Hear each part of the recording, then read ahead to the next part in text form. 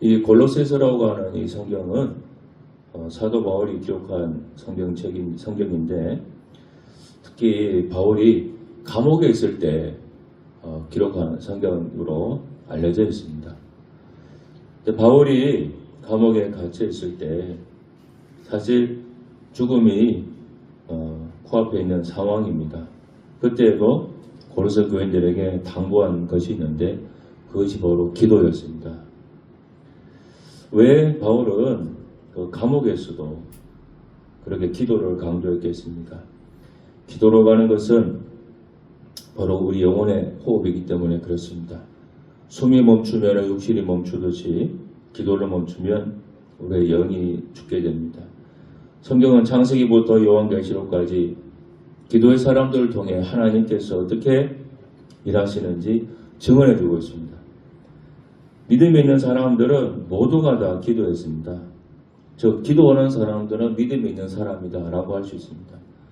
그리고 그들의 삶에 정말 하나님이 살아있다고 하는 증거들이 다 나타났습니다.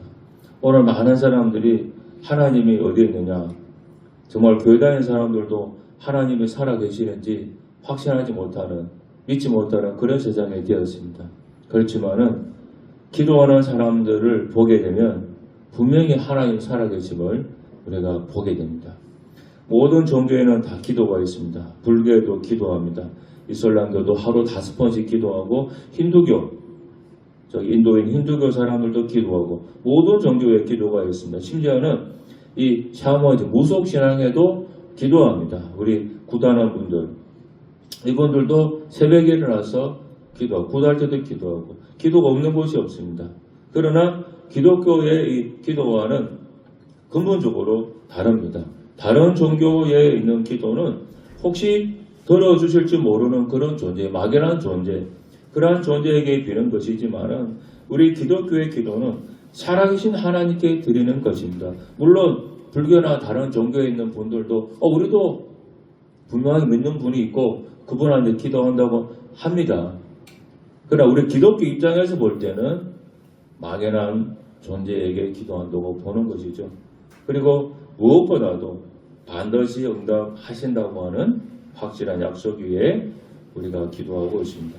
그래서 이것이 우리 기독교 교회 다니는 사람들의 그 기도의 특권이고 또 능력이 되는 것입니다. 자, 그럼 우리는 어떻게 기도를 하면 좋겠는가? 오늘 2가지 말씀드리겠습니다. 첫 번째는 기도는 항상 힘써야 됩니다.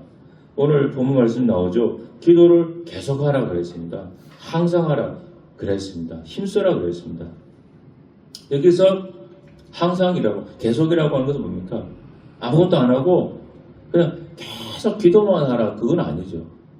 직장도 그만두고 가족도 돌보지 말고 기도만 하라는 게 아닙니다.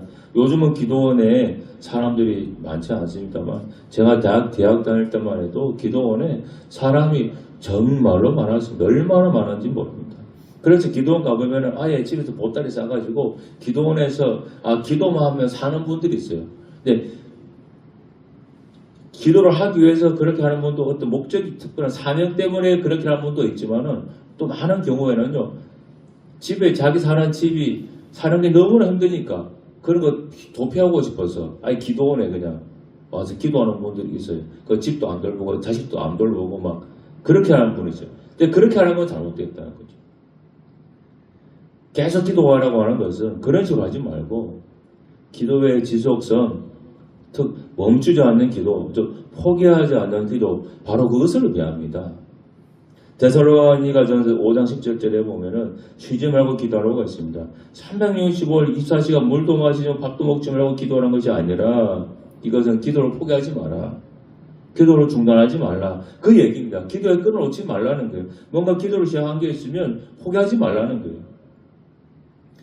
우리가 몇 년 전 코로나 때 운동선수들이 운동시설을 제대로 이용하지 못했었습니다. 특히 태릉 선수촌은 이제 그 선수들이 운동하는 곳이잖아요. 태릉 선수촌도 코로나 때는 그 생활치료센터로 이용이 되면서 그 시설이 운동시설을 하지 못하는 곳으로 그렇게 되었습니다. 운동 못하게 됐습니다. 그래서 거기 있던 선수들이 다 선수촌을 나와왔습니다. 그런데 이 선수들이 코로나라고 해도 자기 그 기량을 유지해야 되지 않습니까? 코로나 언젠가 끝이 아니까.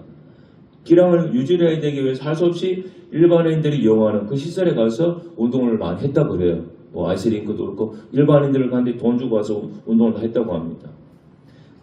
한 골프 선수의 말을 신문에서 봤습니다. 연습을 하루만 쉬어도 감이 떨어집니다.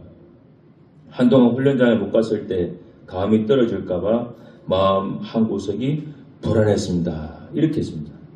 그러니까 아무리 유명한 뛰어난 운동선수라고 그래도 오랜 시간 훈련을 중단하면 그 기량과 체력이 떨어진다는 거예요. 이 골프 선수가 그랬죠. 하루만 연습을 쉬어도 감이 떨어진다는 거예요. 프로 선수인데. 여러분, 기도라는 것도 그렇습니다. 이게 기도라고 하는 것이 끊기면 약해지고 멈추면 쉽습니다. 그래서 기도라고 하는 것은 하루에 5분을 한달, 1분을 한달지라도 매일 이렇게 1분씩 하는 게 중요합니다. 저도 고등학교 다닐 때 우리도 다 그때는 우리 지금 같은 수능이 아니었습니다만 고등학교 다닐 때도 영어 선생님이 항상 저한테 우리 공부하는 학생들한테 해준 얘기가 있습니다. 영어 공부할 때 몰아서 하지 말고 하루에 영어들을 한 개든 두 개든 매일 외우는 것이 중요하다고 그래서 그래서 영어를 손에 놓지 말라고 그러더라고요. 그래야만이 영어 감이 떨어지지 않고 실력이 유지가 된다고 그래요. 굉장히 중요한 얘기죠. 멈추지 않는 거. 미국 링컨 대통령이 남북전쟁 때 그 막사에 머무는 동안에 이분이 조용히 혼자 기도하는 일을 쉬지 않았다 그래요. 그래서 이분이 기도할 때는 어떻게 했는가 하면 천막 막사 입구에다가 하얀 손수건을 항상 걸어놨다 그래요. 그러면은 그 비서가 기도 끝날 때까지 면회를 금지시키고 기도가 방해받지 않도록 했다 그래요. 손수건 다 끊어. 여기 백악관을 기도실로 만든 대통령 링컨에 나오는 책에 나오는 내용입니다. 그래서 이 링컨이라고 하는 대통령이 정말 그가 기도한 대로 남북 전쟁에서 이기고 또 노예 해방이라고 하는 그 결과를 이루게 되었다고 그렇게 알려져 있습니다. 영국의 믿음의 사람이라고 하는 조지 밀러 목사님은 평생 5만 번 이상 기도 응답을 받았다고 그래요. 이걸 어떻게 하는가 하면 이분이 이제 기도를 하면 기도 일기에 다 기도 내용을 적었습니다. 내가 무슨 기도하고 응답받은 거 적고 그것이 이분이 돌아가는 뒤에 이분의 기도 일기를 살펴보니까 살펴서 세어보니까 5만 번이 됐다는 거예요. 말이 여러분 5만 번이지 1년에 365일 아닙니까? 10년이면 3650 100년이면 36,500 아닙니까? 하루에 한 번씩 응답받아도 100년 걸려서 100년 지나도 36,500분밖에 안 돼요. 그래도 55만 번이니까 이분이 뭐 100년 산 것도 아니고 이분 목회한 게 예수님 믿고 돌아왔을 때까지 한 60년 정도 되는데 얼마나 많은 기도 응답을 받았습니까 여러분? 상상을 초월할 정도.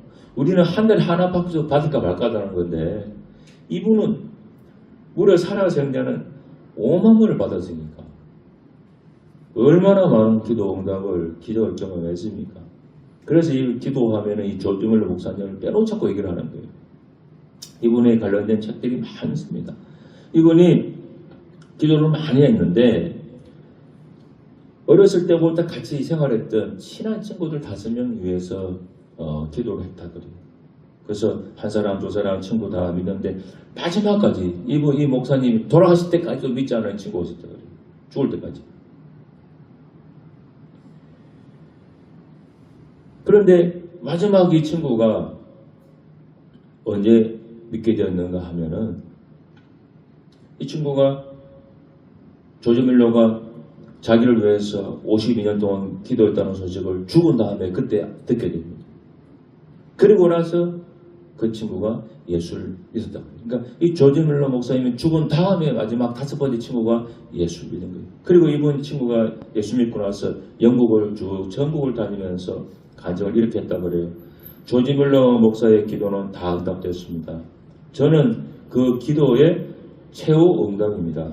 당신의 모든 기도도 다 응답됩니다. 그래 간증하면서 영국을 쭉 다녔다 그래요. 자기가 그 산 증인이라는 거예요. 조지밀러 목사가 50년 동안 그렇게 기도했는데 마지막에 돌아왔더라고요. 물론 쉽지 않습니다. 여러분 말이 50년이지 50년 동안 어떻게 그 기도 제목을 계속 기도할 수 있겠습니까? 그런데 여러분 정말로 내가 그 사람을 구원해내야 되겠다고 한다면 그 기도를 쉴 수가 없죠. 천국이 있고 지옥이 있는데 내가 부모 입장에서 자식 중에 한 명이 예수를 안 믿고 있습니다. 그러면 우리 예수 믿는 사람들은 죽으면 예수 믿으면 천국, 예수 믿지 못하면 지옥 간다는 건 다 알고 있거든요. 근데 부모된 입장에서 내 자식이 예수를 믿지 않고 살아간다고 칩시다. 그러면 얘가 언젠가 죽으면 분명히 보나마나 유산 믿고 죽으면 지옥 갈 텐데 뻔히 알고 있는데 부모 입장에서 한 10년 기도했다고 아이고 도저히 안 되겠다. 그거 그만두면 되겠습니까? 그만둘 부모가 있겠습니까? 여러분 이게 부모가 되면은 다 알게 되는데 자식이 그냥 고통을 당하고 병에 들고 어려움을 겪게 되면은 부모는 마지막 희망을 놓지 않습니다. 뭔가 살릴 수 있는 길이 있다고 하면요. 모든 걸 다 털어서라도 살리려고 하는 그 존재가 바로 부모입니다. 그래서 어머니의 기도는 땅에 떨어지지 않는다는 말이 그래서 나오는 거예요. 그러니까 이 조정을 목사는 그 친구가 너무나 사랑하는 친구였기 때문에 그리고 50년이 넘게 걸린다 할지라도 그런 기도를 그만둘 수가 없었던 거예요. 자, 마찬가지 여러분에게 적용해 보세요. 여러분이 꼭 내가 이루고 싶은 게 있다고 칩시다. 난 이 목표를 꼭 좀 이루어야 되겠다.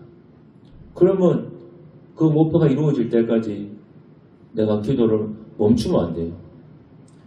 멈추면은 그거는 이루어지지 않습니다.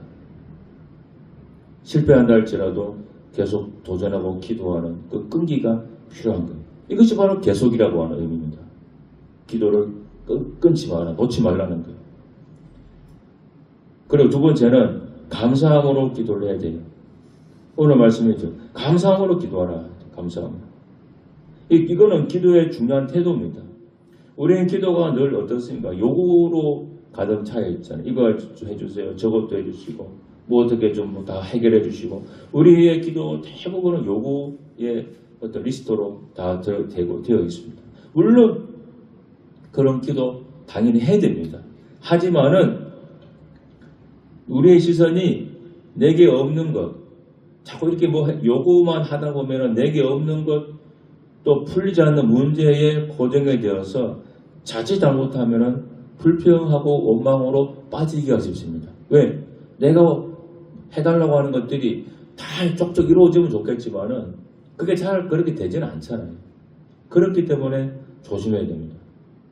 물론 하나님 우리 아버지이기 때문에 우리 간구를 들어주시길 원하죠. 그러나 하나님은 동시에 우리가 감사하는 사람이 되길 원하세요. 왜냐? 감사하게 되면 우리의 시선이 내가 지금 그래도 가지고 있는 것 하나님은 참 좋으신 분이라고 하는 그쪽으로 눈이 돌아가게 돼요. 시선이. 그래서 우리 마음 자세가 바뀌게 됩니다.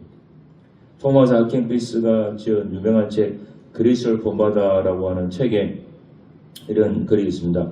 모든 은혜에 감사하는 마음이라는 글인데 하나님은 감사하는 마음에 더 큰 은혜를 주십니다. 감사할 줄 모르기 때문에 사람은 은혜에서 멀어지는 것입니다. 우리는 하나님께 받은 아주 작은 은혜에 대해서도 감사해야 됩니다. 그랬고 또 이렇게 얘기했습니다. 하나님이 벌 주시거나 고난을 주신다 해도 우리는 감사해야 됩니다. 왜냐? 하나님이 우리에게 무슨 일이 일어나게 하시더라도 그것은 우리의 구원을 위해서 행해 주시는 일이기 때문에 그렇다고 하는 거예요. 어느 선교에서 아프리카에서 사역을 하는 중이었습니다. 물이 부족해서 아이들이 죽어가고 있는 그 마을에 우물을 파기 위해서 여러 기관에 도움을 요청했습니다. 근데 다 거절을 당했어요. 그러자 마을의 한 할머니가 매일 새벽에 그 선교사님과 함께 기도 시작했습니다. 근데 그 기도는 아주 특이했다 그래요. 하나님 우물을 주셔서 감사합니다. 그렇게 기도하더니 할머니가. 근데 아직 우물은 생기지 않았고 어느 기관에서도 우물을 봐주겠다고 하는 그런 대답이 없었습니다. 그런데 그 할머니는 교회 와서 기도하면 하나님 꿈을 주셔서 감사합니다. 매일 그래 기도하더래요. 한 달 좀 지나서 인근 지역에서 대규모 개발 프로젝트가 시작해졌습니다. 그런데 그렇게 되면서 그 마을이 우선 공급 지역으로 선정이 되면서 정부 예산으로 깨끗한 우물이 들어오게 되었다고 그럽니다. 그 선거에 이렇게 얘기했습니다. 할머니의 감사 기도가 하나님의 기적을 불러왔습니다. 정말 우리가 배울 점입니다. 그래서 여러분 감사는 믿음이에요. 믿음은 기적을 부르고 감사는 기도의 날개입니다. 여러분 기도가 응답이 하나님께 올라가서 응답의 적이 원하시면 그 기도에 날개를 붙여야 됩니다. 그 날개가 뭐냐? 그거 바로 기도예요. 그래서 기도에서 응답받고 받지 못하는 분들은 딱 차이가 있습니다. 그걸 열심히 기도하는데 응답받지 못하는 분들 보면요. 감사가 없어요. 계속 달라고만 해요. 하나님한테. 계속 달라고만 해요. 근데 하나님한테 달라고 하면서도 감사가 더 많은 사람들은 빨리 응답받습니다. 날개 없는 기도는 하늘에 닿지 못해요. 그러니까 여러분이 하나님께 뭘 달라고 하면서도 내 마음을 보세요. 내 마음속에 아직 응답받지 못했지만 그래도 하나님 그래도 고맙습니다 하는 감사나 마음이 많은지 그렇게 기도했는데 응답받지 못해서 하나님 왜 이렇게 안 들어주시나 뭔가 불평 뭔가 하나님에 대한 원망 혹은 짜증 이런 것들이 더 내 마음에 있다. 그러면 그 사람은 응답받기가 쉽지 않아요. 그 마음이 제거가 돼야 돼요. 다 빠져나가야 됩니다. 그래서 내가 아직 응답받지 못했지만 그래도 하나님 좋은 분이니까 하나님께서 다 좋은 길로 인도해 주시겠지. 그런 감사 마음이 있어야 돼요. 그러니까 저는 늘 그런 마음이 있습니다. 저는 하나님께 기도하는 건 저는 100% 응답된다고는 저 확실히 있거든요. 그래도 기도할 때 막 기도하면서도 만약에 내가 원하는 이게 안 되면 하나님 다른 식으로 다른 거라도 주겠지. 늘 그런 마음이 있어요. 저한테. 예를 들어서 내가 하나님한테 100원을 구한다고 쳐요. 딱 100원 구하는데 하나님이 너 100원 주면 그거 가지고 딴짓할 것 같으니까 50원만 줄 수 있잖아요. 그러면 저는 50원도 줄 수 있겠지. 아니면 10원이라도 줄 수 있겠지. 내 행분에 맞게. 그렇게도 할 수 있다고 하는 마음이 저는 다 열려있어요. 그래서 저는 어떤 식으로든 간에 하나님은 내 기도에 이루어줄 거다 하는 그 마음이 있기 때문에 확실히 있기 때문에 저는 기도하면서 감사하고 100% 된다고 하는 그 믿음을 저는 항상 가지고 있습니다. 그렇기 때문에 여러분이 항상 기도할 때 감사한 마음을 유지하는 태도 굉장히 중요하다고 하는 겁니다. 코레텐붐이라고 하는 분이 계세요. 이분이 쓴 주는 나의 피난처라고 하는 유명한 책이 있습니다. 이 책은 그 2차 대전 때 네덜란드의 조그만 그 시계점을 운영하던 한 가정이 유태인들을 숨겨준 일로 인해서 이루 말할 수 없는 모욕과 비참한 수용소 생활을 경험해야 했습니다. 거기에서도 하나님께 대한 믿음을 놓지 않고 하나님의 사람들에게 하나님의 위로와 사랑을 전한 그 간증을 적은 책입니다. 그러니까 그 아주 고통스러운 그 상황에서 적은 책인데 거기 책에 보면요 가족이 다 끌려갑니다. 수용소. 그래서 다 부모님 쫓고 다 그렇게.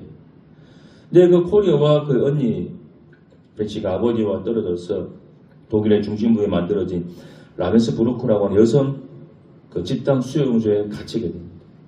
그런데 그 언니가 훨씬 믿음이 좋았나 봐요. 그런데 그렇게 환경이 어려워도 이 언니는 항상 무릎을 꿇고 하나님께 감사하는 기도를 잊지 않았다 그래요.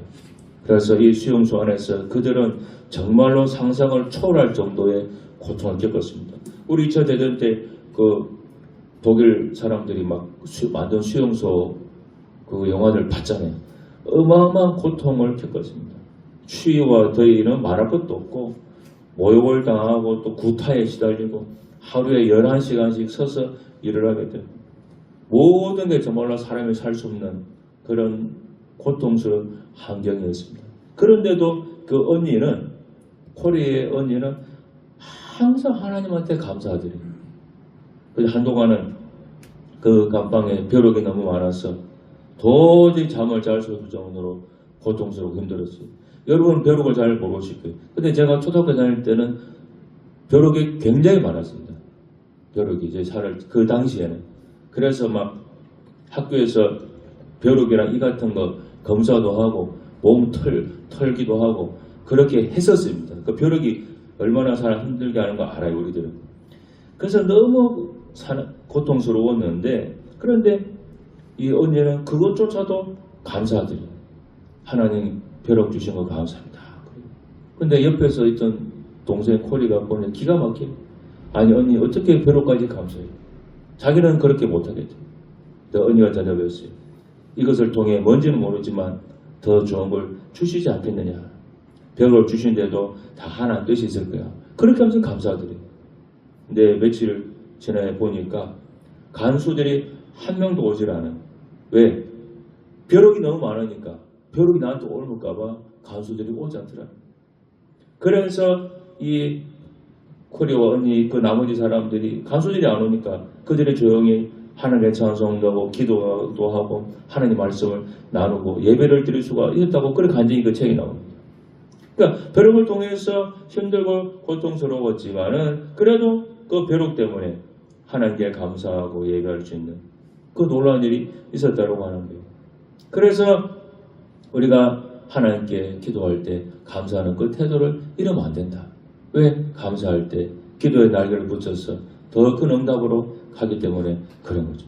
여러분 우리 기도라고 하는 것은 이건 선택이 아니에요. 이거는 생존입니다.